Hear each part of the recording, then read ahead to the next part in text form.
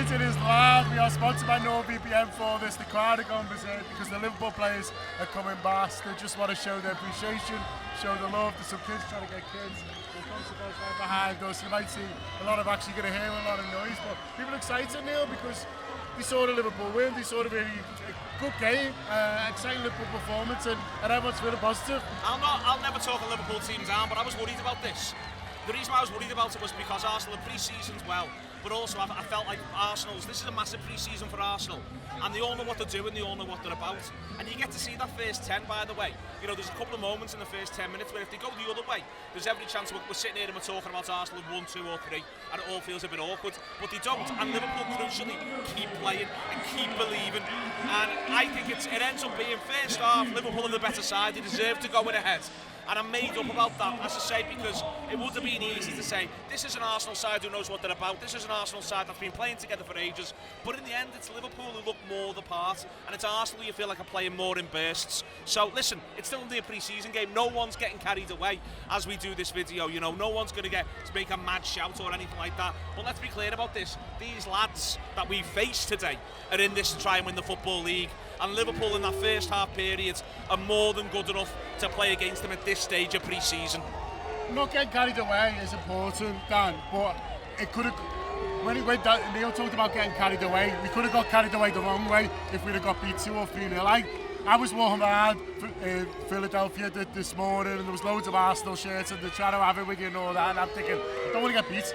I don't want to get beat because I think the defeat might have said, oh, you're still behind Arsenal, you know, they finished above us last season. So I think it was more important probably for Liverpool that we show what we're about. And I thought we did.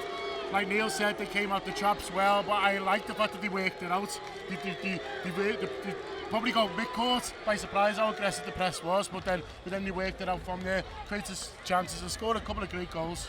Yeah, I think it's a question of readiness that we've all been pondering with this one. You know, how ready are Arsenal compared to Liverpool? We knew that they'd already beaten Manchester United, and so we expected them to be strong. You get the lineup, they look really strong. Yeah. You know, okay, you might think they've not got much to come off the bench other than Trossard, really, but you know it's a test for Liverpool when that team sheet drops, and so for me, I want to make this clear. I'm made up, we've won that. And it's a friendly, and we won't get carried away with it like you say. But I think it's big in that, I think one thing it tells you is, we're all wondering how this side's going to play and set up going into this season. But so is every other manager in the Premier League, by the way. Yeah. Because they're not coming up against the Jurgen Klopp side, they've not got the tapes. So everyone's having to figure this out as we go.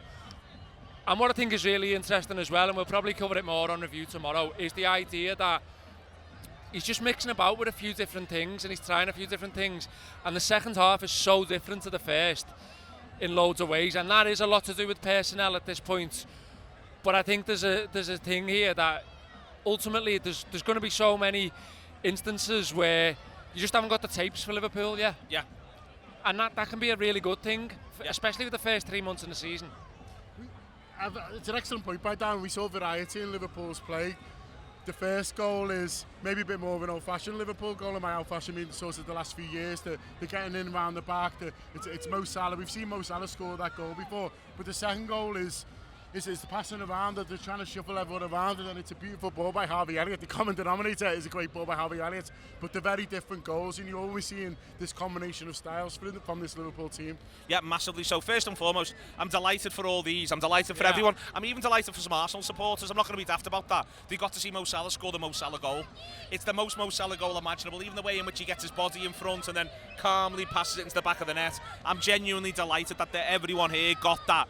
Even the idea of the slow running through, if you know what I mean, where no one can catch him, but it feels like time slows down. That was the Mo Salah goal, and I'm delighted that they got it here today. You know, Mo Salah's not been here since 2018, and he is a rock star, and he scores that. But you're absolutely right. But I think it is, in a couple of ways, a bit of a newer Liverpool goal, because they've sucked them all up. He plays it long, but he doesn't play it stupidly long. He's not just emptying it. He puts it into an area where Jota can compete for it. Jota makes a really neat little touch, but because they've all been sucked up, they can't get back quick enough and bang their Salah. And I think that is a little bit newer. The other one, it's such a good ball from Harvey Elliott. It is such a sumptuous little dink over, and I loved it. I absolutely loved the pace of it, and the finish is unerring. You know, with the two excellent goals that Liverpool score. but they also feel like Liverpool goals, and it's good that we're now 2 pre-season games in that we've got to see, and we're able to say that looks a bit like what a Liverpool goal might look like. That's always what we say, and it doesn't feel that far away today. And I think the difference that Jota makes as well, just in terms of the fact that there's this focal point all the way through, and that encourages them in a couple of ways to play higher, and then they go from there. And Elliott, both of Elliott's contributions there, and there's times tonight when he's a bit frustrating, Elliott.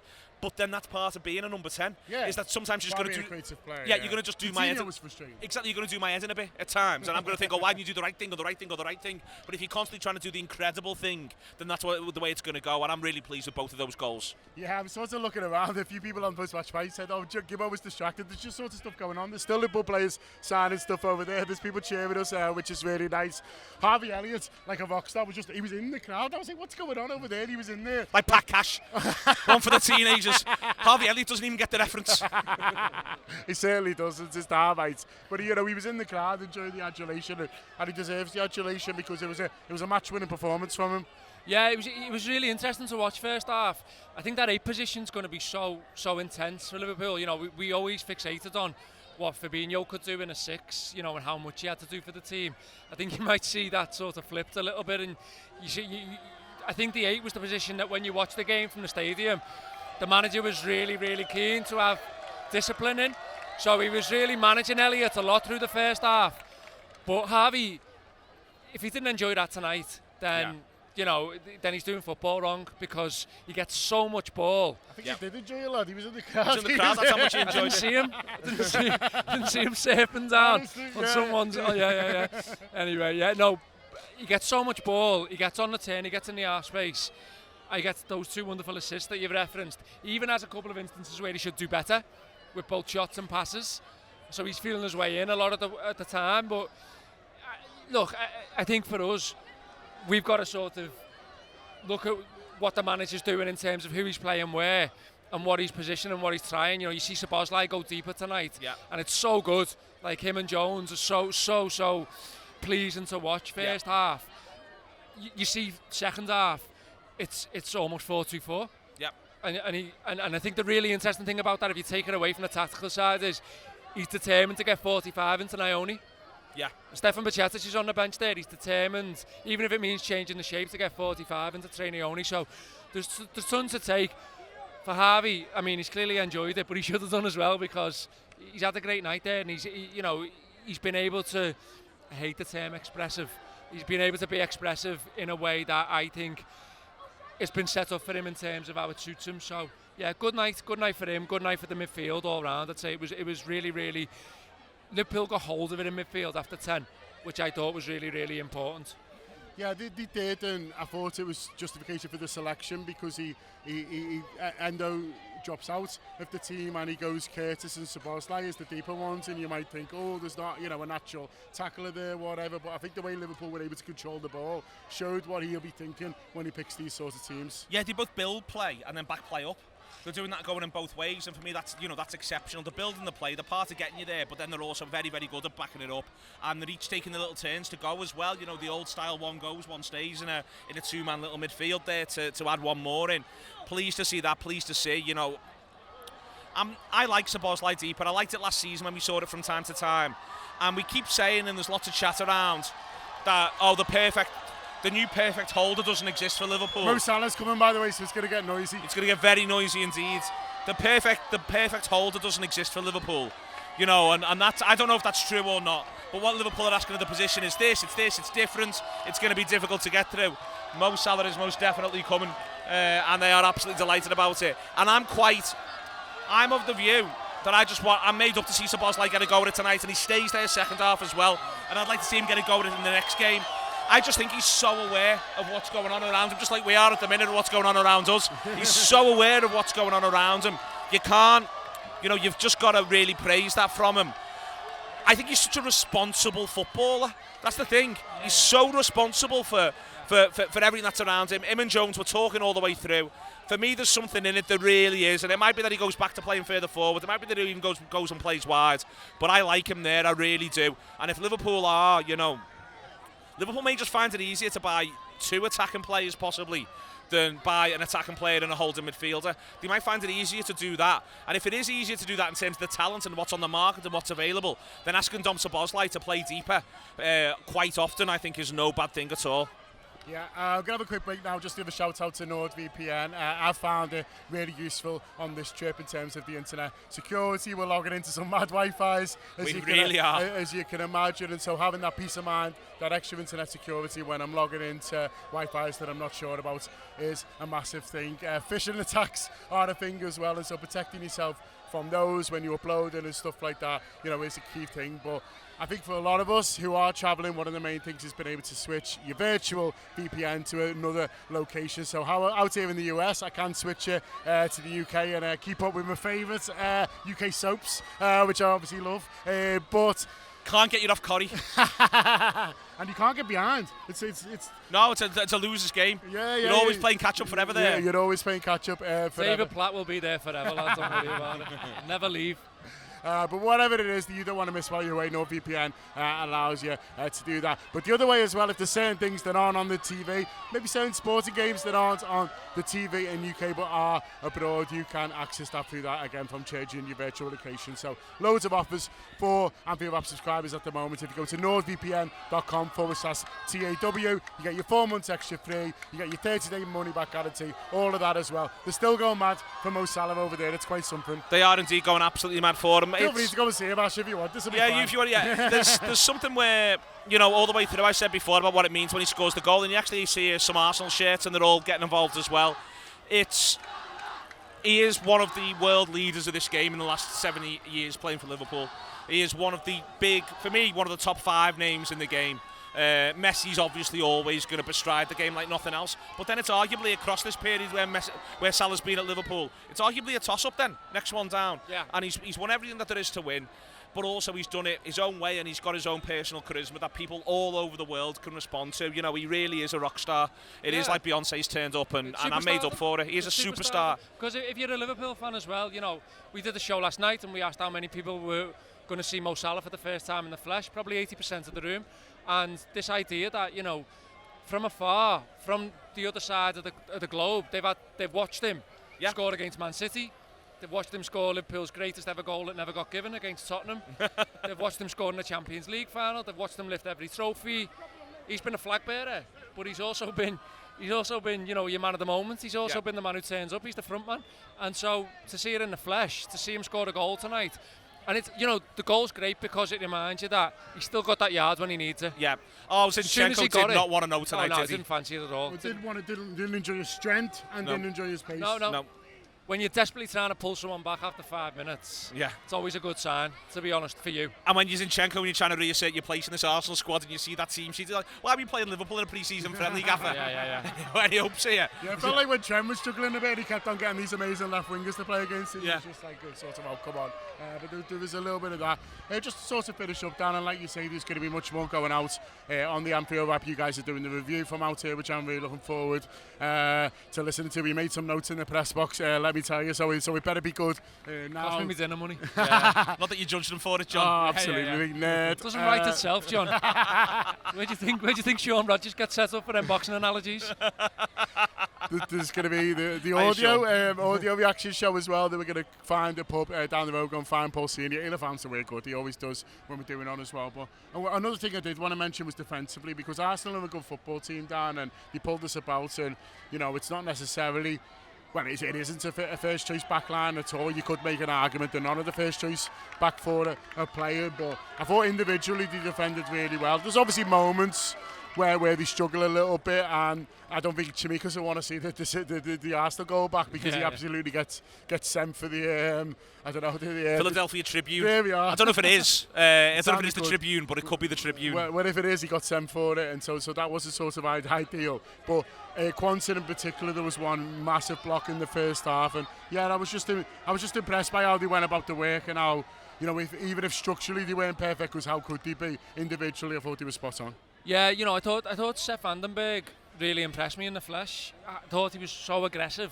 With Odegaard first and foremost. But look, Odegaard's probably one of the most press resistant and so good. clever players in terms of that So holding good. that 10 position on and off the ball that you're going to get. So, you know, again, that again is testament to the win that you've got players like him on the pitch, and Liverpool are able to sort of work it out after 10 and go from there.